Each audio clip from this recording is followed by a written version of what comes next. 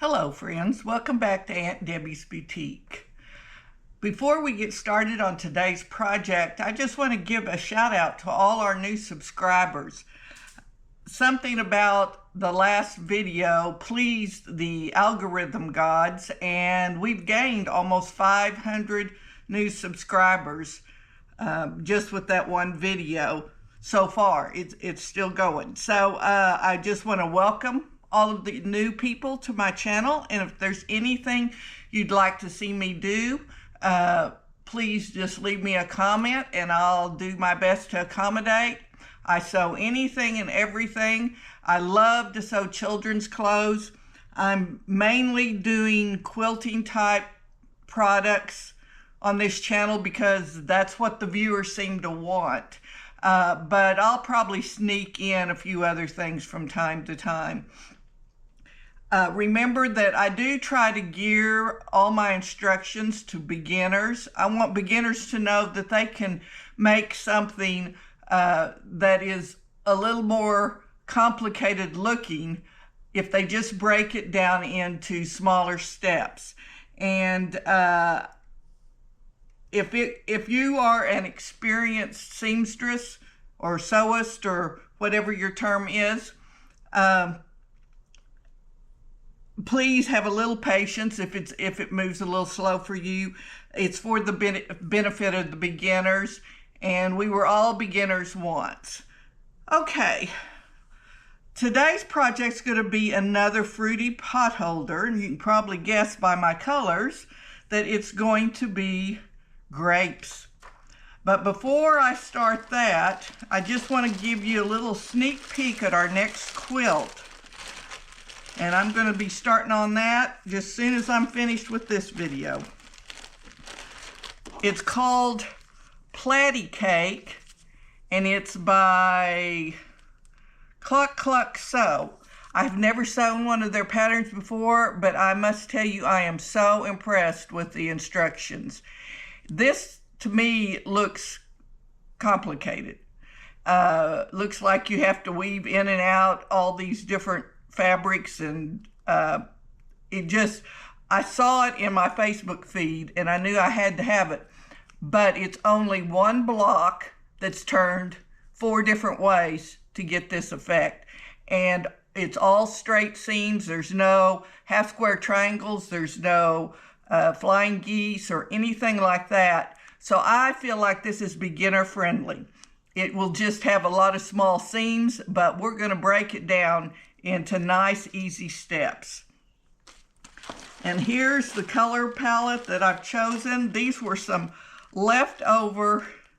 It's for layer cake or fat quarters. And I had some leftover layer cakes from a K facet layer cake that was all in greens and blues, and so I decided to go with that. And then my background is going to be a white on white stripe that I had. So please be watching for this video. I'd love to put out a quilting video every week, but I still work in the daytime, and that's just more than I can handle. So we have to sandwich in some smaller projects while I'm working on the quilt. But I do try to get at least 2 and sometimes 3 quilts in a month done. So give me a week to 10 days and I should have that one ready to go up on the channel. Okay, what you're gonna need today, first of all, these were the 3 we've already made: an orange, an apple, and some bananas. I'll lay those aside, concentrate on today's project. And this is my template. When I'm through with all these, there's a total of 6 of them. I will have the templates and a pattern up on my Etsy shop. The pattern will have pictures. I take the pictures, screen snaps from the videos themselves. So that's why the patterns don't ever go up till after the videos are over with. but it will have step-by-step instructions for each one of these. And the pattern will probably, the pattern with templates will probably be $5, and it'll have all 6 templates and instructions with it. So I already have all the templates done, so that's why you're looking at one now. Now I've made myself some notes here, what all we need, so I don't forget something. First of all, we need 2 7-inch squares of fabric for your grapes. It can be purple, red, green, whatever kind of grapes you want, and a 7-inch square of some sort of insulated batting, like Insulbrite, or I'm using the Pellon version of that. And it's going to be sandwiched in here for protection on your hands when you're using it as a pot holder. Now, the instructions actually say to put a layer of batting in here too, and feel free to do that, especially since the manufacturer recommends it. I've never had any problem with it not being enough insulation with just the Insulbrite. So I'm just going to do it this way. I'm just afraid it'll be an awfully fat pot holder otherwise. Then we're going to need some bias strip, a bias strip. I hope that's long enough. I'll have to measure it. I think it will be. That is about 25 inches of bias. That's 1 1/4 wide. And when you cut bias, say you were going to cut it from this, my cutting board has a 45-degree angle on it, and I would just set it on here and cut it at that 45 degrees. And I took a rectangle that was 12 inches long by 9 inches tall. It was just a scrap piece I had, and I made 2 strips at 45 degrees across that, and I had enough for this. And the reason we cut them on the bias is so they will go around curves. You'll see when we do that part. And if you need more instructions on bias, I do have a video on different ways to make bias, and I will link it below. Okay, that's all we need with our purple fabric. Then we need a stem and our leaf. And our stem is also going to be our little loop to hold it. And a piece of batting or Insulbrite. This is going to be purely decorative. You're not going to pick up anything hot with just the leaf.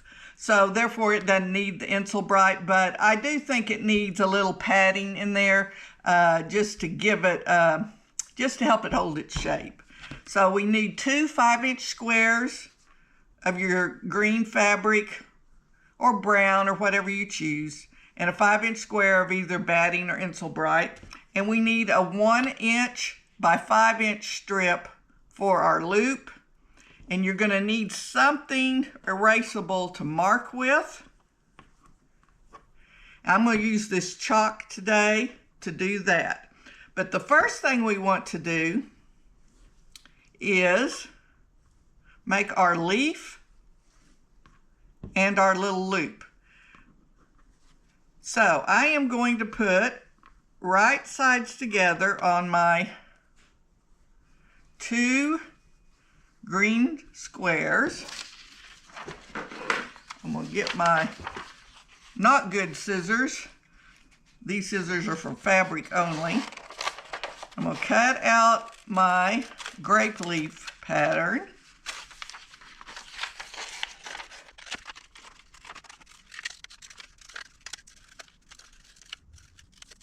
Okay. And I'm not going to use the chalk on that. This is a friction pen. It's not going to show. It's going to be on the back. It could even be a permanent pen or pencil. You just don't want anything that bleeds through. And I'm going to trace my leaf on here. And this is where we're going to stitch. We're going to sew right on this line. And then we'll trim it to 1/4 inch. Excuse the dog, there's somebody outside.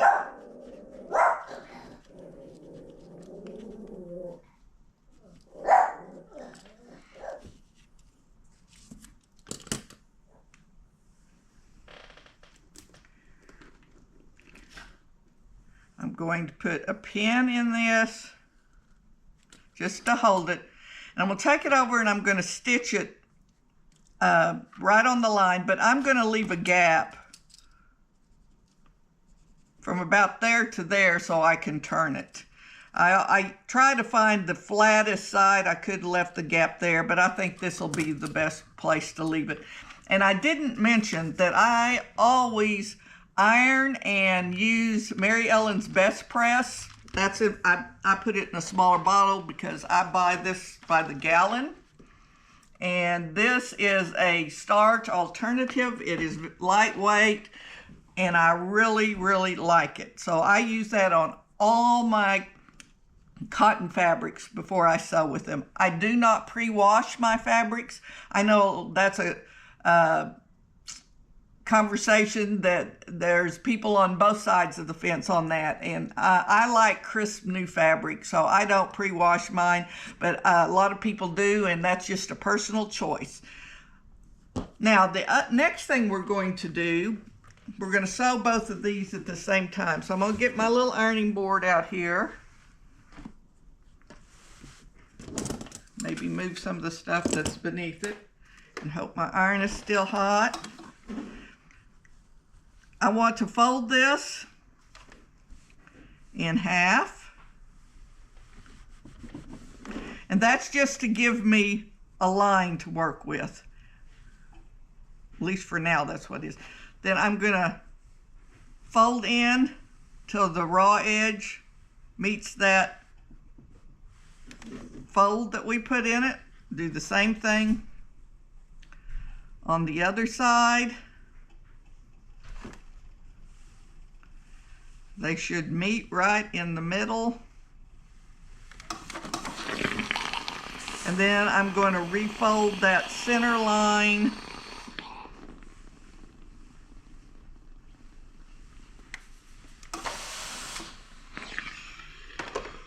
And this is going to be our little loop, and it's going to double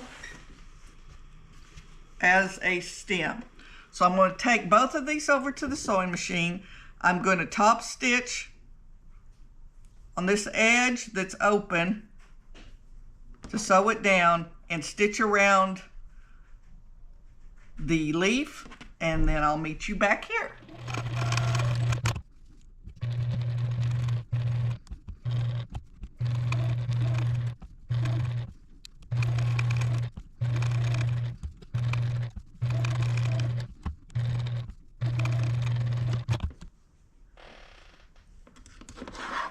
Okay, our leaf is done. I'm going to trim it to about 1/4 inch. And I am going to clip these corners. However, be very careful to not cut your seam. And check it on the back too. In some of my previous ones, I thought I wasn't cutting the seam, but on the back it did cut through. So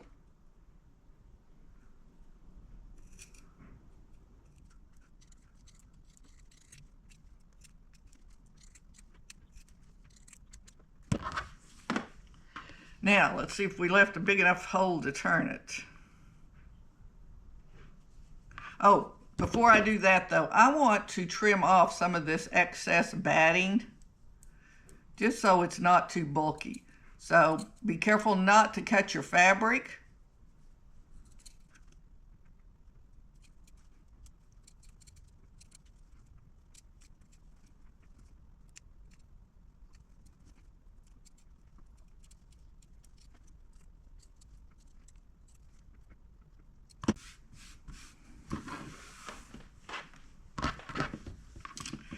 Okay, now let's try turning it.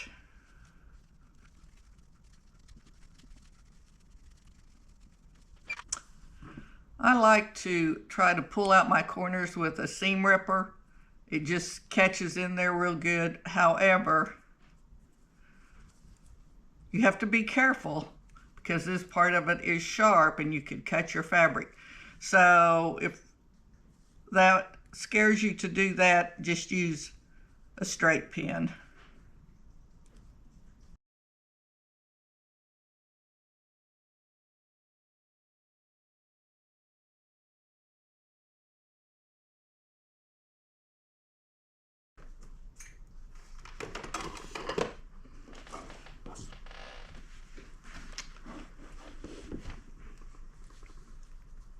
Okay, let's see if we can iron this into looking like a grape leaf. And then I'm going to want to turn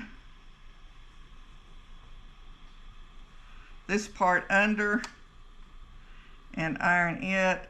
I'm also going to trim back the batting before I do that.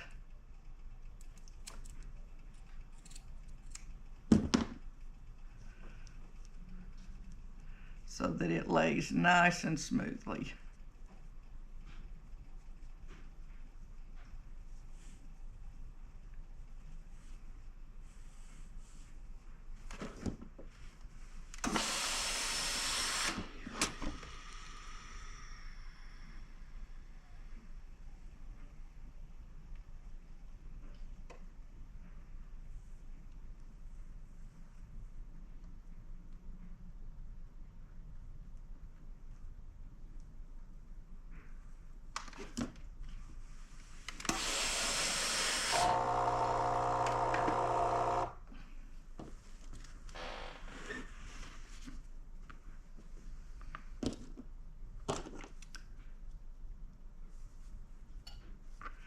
Okay, I'm going to take this over to the sewing machine now, and I'm going to stitch all the way around here. I keep seeing things I want to pull out a little bit more. And then I'm going to stitch in a few veins. Let's even draw them in.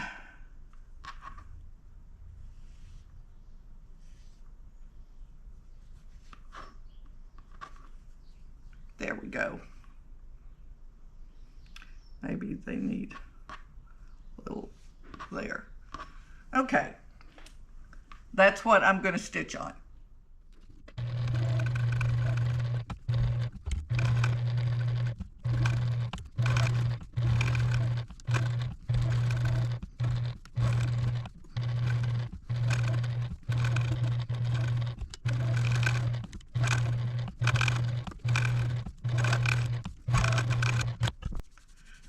Now I got my veins stitched in there. Want to try to get that chalk out. Understand a brush is the best way, and I don't have a brush laying here, but I will deal with that later. Let's give it one last steam.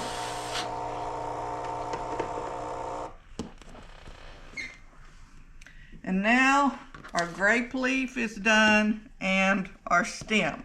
Let's turn our attention to the grapes themselves.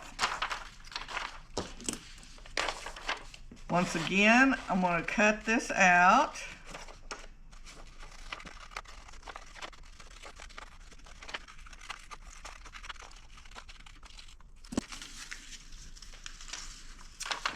And I'm going to lay it on here. I think I'll even pin it.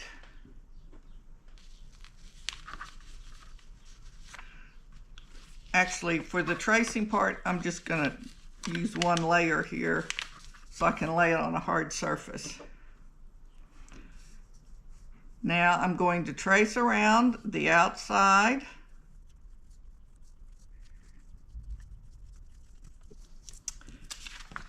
And then I'm going to proceed to try to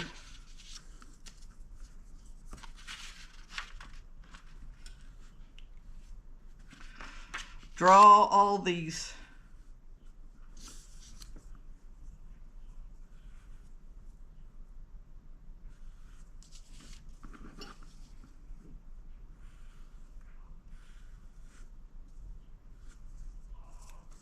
You could use some sort of tracing paper if you wanted to.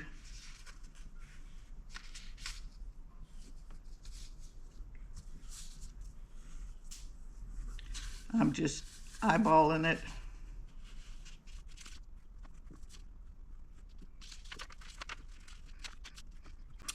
Okay. There's my grapes drawn on there. And then I'm going to, you could pin it, but I'm going to use a little of this 505 temporary adhesive.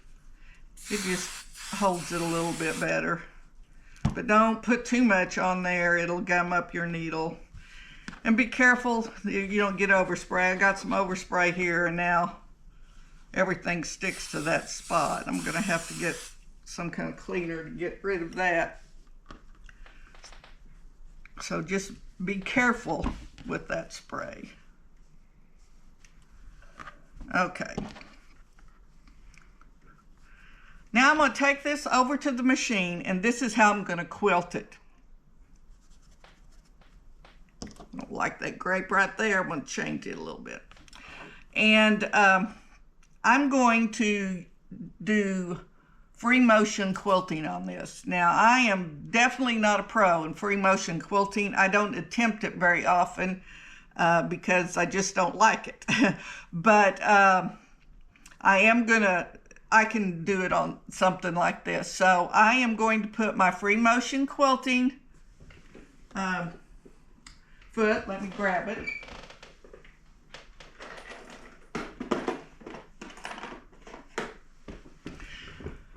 This is what one looks like. It's got a little spring in it and a little clear disc at the bottom with a hole. And we put that on our machine, and then you move the fabric around. So let's try that for our quilting this time.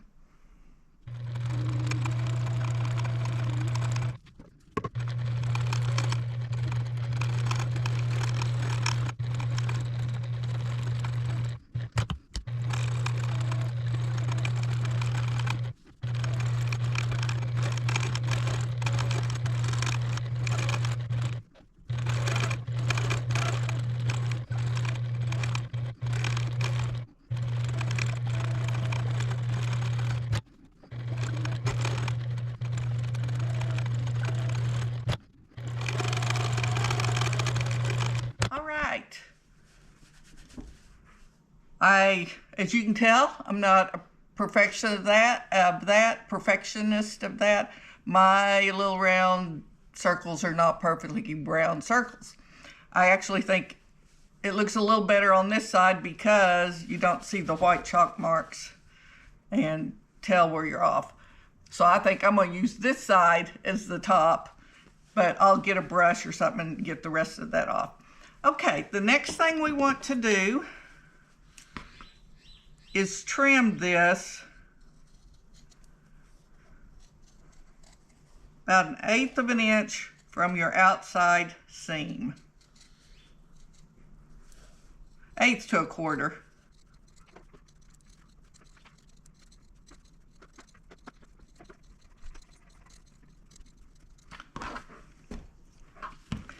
Okay, now I'm going to take my 2 bias strips here and we'll lay them like this so that the same amount of point is sticking out on both ends, which should be about 1/4 of an inch. And then I'm going to sew from this little V across to this little V and make my seam. Now I'm going to iron this seam open, unlike when we quilt and we iron our pieces. Whoa. Crazy iron. But this is to reduce bulk. And I sure hope that's long enough. Go around there, don't you? If it's not, I'll have to stop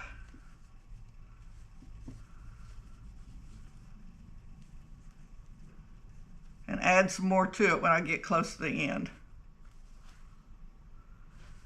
Okay, right here is going to be my center. We're going to want to put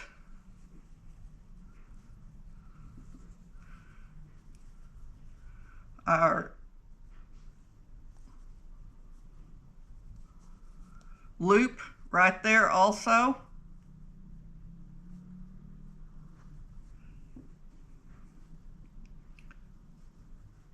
And you don't want it sticking out down more than halfway. Some footage got dropped here. I apologize. But with right sides together, you put the binding strip on the back of your potholder. And we're going to stitch around the edge 1/4 inch from the edge. And then we will wrap it to the front after that.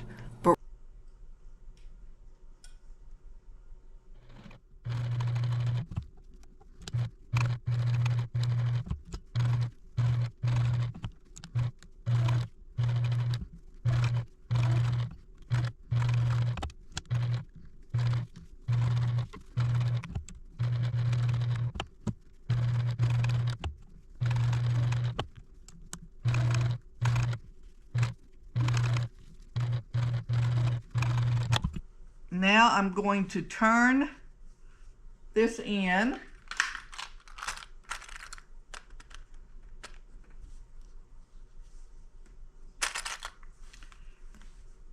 Turn it in once, and then again we're going to top stitch it on the front.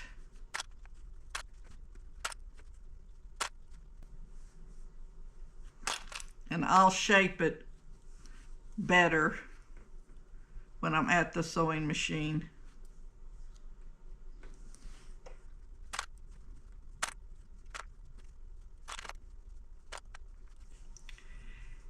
And on the ends,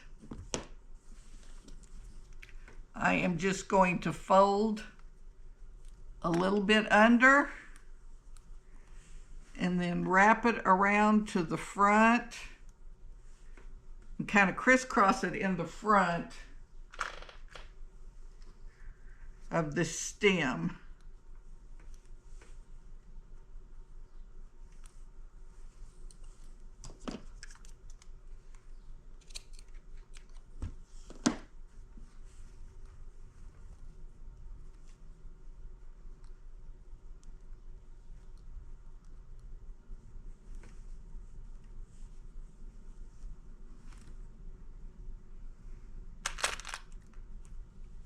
Once again, I'll shape that when I get over there. So I'm just going to take this and top stitch it all the way around.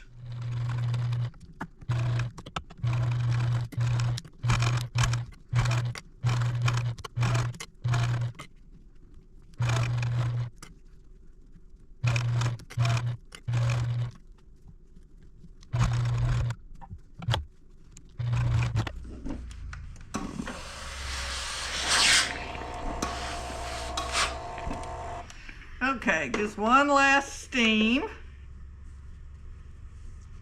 And here are our grapes. Ready to add to our other collection.